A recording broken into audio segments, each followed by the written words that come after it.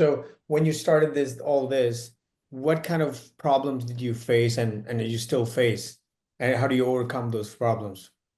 I think the biggest problem when someone's getting started in residential or commercial, it doesn't matter, in real estate in general, is I think it's their initial belief system. When I first got started, again, I had a very closed mind. I was very short-sighted.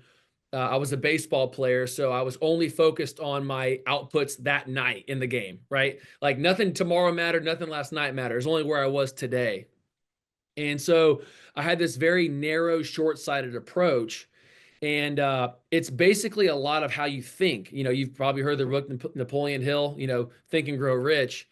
Yeah. It's true. It's truly accurate. Not so much of like you'll manifest things. I think that's a little philosophical, but I also think that it's what you believe and how you think is really going to impact how you lived your life. And so what I started to do, instead of just surrounding myself with a bunch of guys that was running, guys that when I was in pro ball, that they're video game guys and doing this and back and forth, I was on off days, I'd actually take red eyes flights back to Indianapolis, rent a car and go look at 30, 40 houses for the day, drive a rental car back and take a red eye back to some city you've never heard of.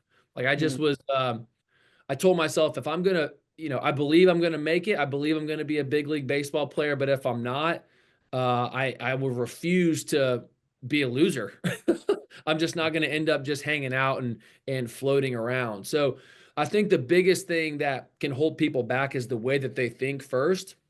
But Mhm. most importantly, a lot of people on the Bigger Pockets forums, or really, the real estate forums in general, it's find the deal and money will find you.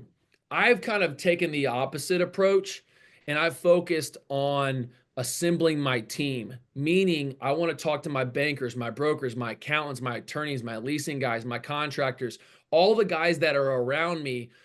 I can change a tire, but I can't, unclog a sink in my house, but I know a guy on my phone that can. I'm not a handy guy, but I know a guy that it's handy, right? And so I don't have to spend 4 hours on YouTube trying to learn how to, unclog a pipe when I can just pay a guy that's in my phone and I can be more efficient out in my own business. So I think for me, again, this is my personal opinion, is I have focused so hard on assembling my team that when the opportunity does present itself, when my broker brings a deal into my pipeline, immediately of the four bankers that I run with, I immediately know what type of appetite each banker is going to have.